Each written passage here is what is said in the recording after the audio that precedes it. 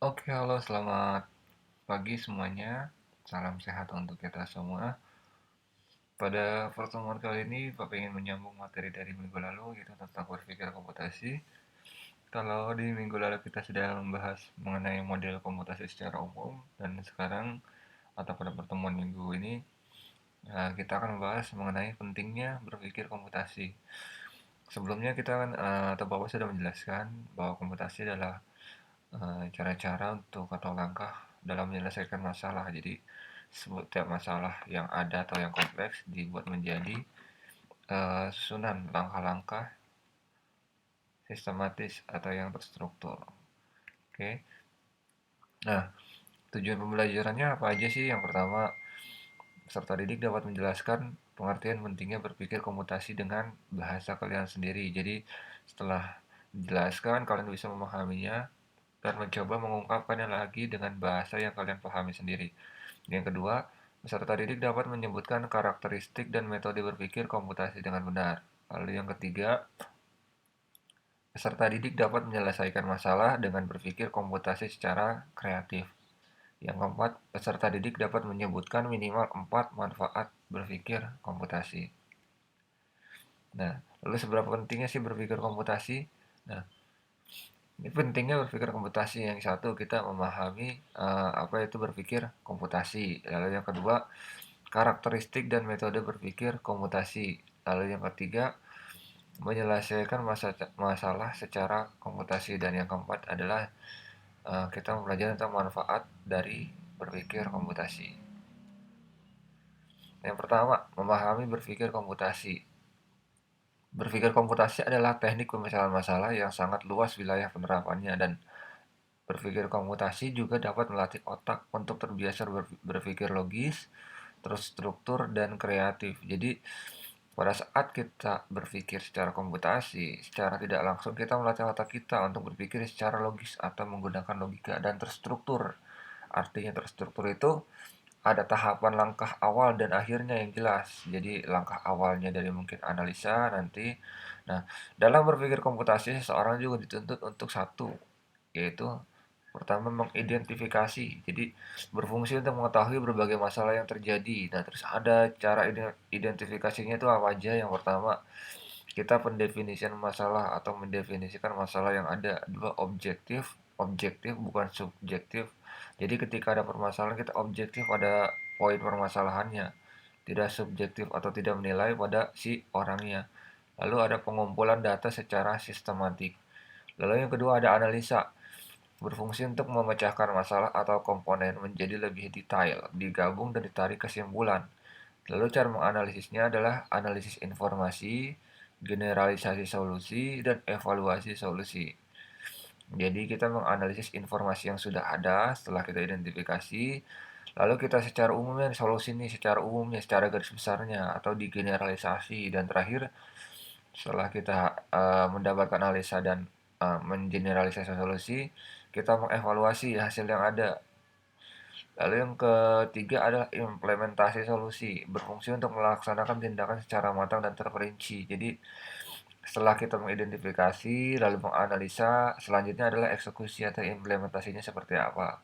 Nah, cara implementasinya adalah implementasi solusi. Jadi solusi yang sudah tadi ada kalian generalisasikan, kalian langsung eksekusi, review dan evaluasi, atur ulang jika dibutuhkan. Jadi setelah kita laksanakan solusinya, kita review lagi kira-kira masih ada kesalahan nggak, dan evaluasi. Setelah memang ada kesalahan, mungkin kita bisa atur ulang jika dibutuhkan. Jadi sesuai dengan kebutuhan.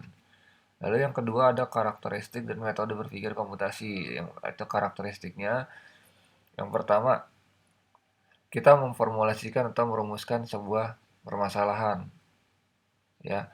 Lalu sehingga memungkinkan kita untuk diselesaikan dengan menggunakan komputer dan alat-alat lain untuk membantu memecahkannya. Yang kedua ada mengorganisasi dan menganalisis data secara logis. Lalu ada mengidentifikasi, menganalisis dan menerapkan penyelesaian yang mungkin untuk mencapai tujuan yang efektif dan kombinasi efektif. Lalu kita menggambarkan data melalui abstraksi seperti model dan simulasi, mengotomatisasi penyelesaian melalui berpikir algoritmik, serangkaian langkah-langkah yang berurutan, Yaitu sama seperti kita mempelajari tentang algoritma, yaitu langkah-langkah yang urut-urutan dalam menyelesaikan suatu persoalan atau masalah. Lalu yang terakhir adalah menggeneralisasi dan mentransfer pemecahan persoalan ke dalam persoalan-persoalan yang lain yang lebih ringan. Jadi masalah yang kompleks ketika kita berpikir komputasi itu kita pecah menjadi sub-sub yang lebih detail, yang lebih ringan. Nah, karakteristik utama berpikir komputasi ialah merumuskan masalah dengan menguraikan masalah ke segmen yang lebih kecil dan mudah dikelola sehingga memungkinkan adanya alternatif pemecahan masalah. Jadi, masalah yang kompleks atau big problem kita pecah menjadi masalah-masalah sub-sub yang lebih kecil supaya apa? Supaya eh, alternatif pemecahan masalahnya itu lebih mudah didapat. Metodenya ada apa aja sih? Yang pertama dekomposisi, yaitu memecahkan masalah kompleks menjadi submasalah yang lebih kecil dan mudah dikelola. Lalu yang kedua adalah pengenalan pola atau pattern recognition, kemampuan untuk melihat persamaan atau perbedaan tren dan keteraturan dalam data yang digunakan dalam membuat prediksi dan penyajian data. Lalu ada abstraksi, melakukan generalisasi dan mengidentifikasi prinsip-prinsip umumnya yang menghasilkan pola, tren, dan keteraturan. Lalu ada perancangan algoritma, keterampilan mengembangkan petunjuk pemecahan masalah yang sama secara langkah demi langkah, sehingga orang lain dapat menggunakan langkah tersebut untuk menyelesaikan masalah. Jadi, kita merancang juga susunannya menggunakan algoritma. Oke, lanjut. Nah, ini contohnya menjelaskan masalah secara komputasi. Yang pertama tadi ada apa? Metodenya ada dekomposisi. Nah, misalnya di sini contoh Bapak mengambil bagaimana cara menginput nilai raport permasalahannya. Nah, nilai raport itu kan dibagi menjadi nilai kehadiran. Misalnya di sini.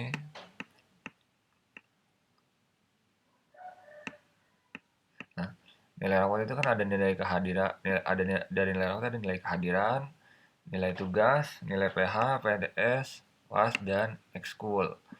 Nah, jadi dari ini sudah Bapak pecahkan lagi masalahnya untuk menginput nilai raport itu. Bapak definisikan berarti raport itu apa aja sih maksudnya? Berarti ada nilai kehadiran, nilai tugas, PH, PTS, PAS, dan ekskul.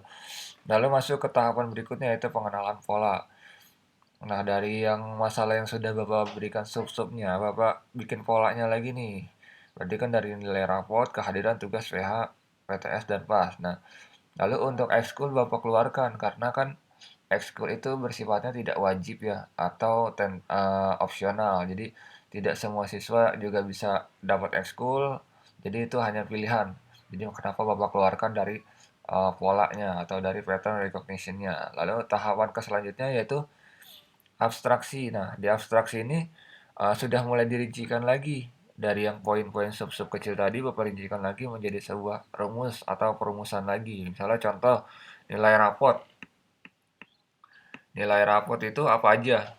Misalnya nih nilai raport. Nilai raport itu kan ada kehadiran ditambah tugas, PH, PTS, dan ekskul. Sedangkan kalau kehadiran diambilnya dari mana? Kehadiran 35% dikali total jumlah masuk atau jumlah kehadiran di sekolah.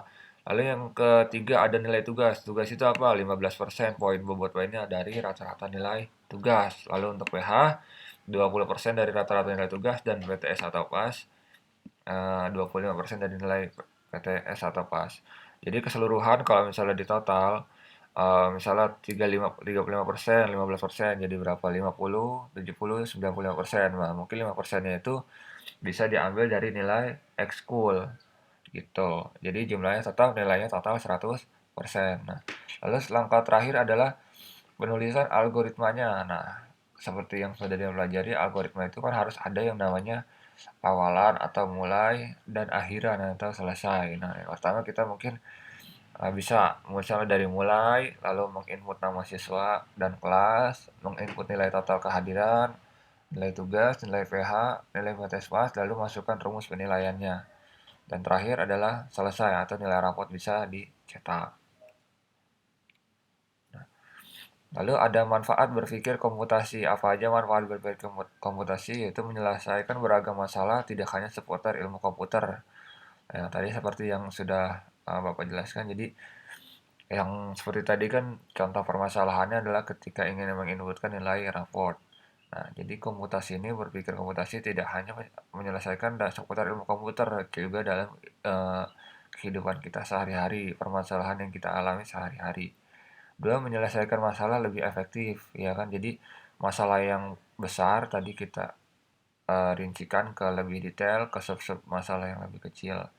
Lalu yang ketiga, mengatur rencana ke depan lebih mudah karena dapat menyusun strategi. Ya tadi, karena kan komputasi kita menyusun ya langkah-langkah masalahnya itu ke dalam sub-sub yang lebih kecil sehingga memungkinkan kita dapat menyusun strategi ke depan untuk kira-kira kalau ada masalah yang serupa penyelesaiannya seperti apa. Jadi lebih mudah dalam mengatur rencana ke depannya.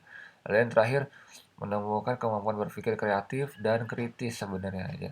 Jadi kita dituntut ketika ada suatu permasalahan, kita dituntut untuk kreatif. Kreatifnya apa? Kita artinya membagi permasalahan yang besar itu ke sub-sub yang lebih kecil dan kita juga berlatih berpikir kritis. Jadi ketika saat ada permasalahan, kita berusaha mencari solusinya, nggak langsung udahlah nyerah, enggak. Tapi kita coba berpikir secara komputasi, artinya masalah yang ada kita potong, ibarat kalau kue ini panjang, kita potong-potong menjadi potongan kecil-kecil sehingga kemungkinan adanya nanti solusi dari setiap sub-sub tersebut tuh. Oke. Mungkin sudah selesai untuk penjelasan pada minggu ini. Jika yang ada kurang jelas atau kalau ada pertanyaan bisa kalian tanyakan di komentar di Classroom. Oke semua, selamat pagi. Salam sehat untuk kita semua dan semoga apa yang dipelajari hari ini dapat bermanfaat untuk kita semua. Amin.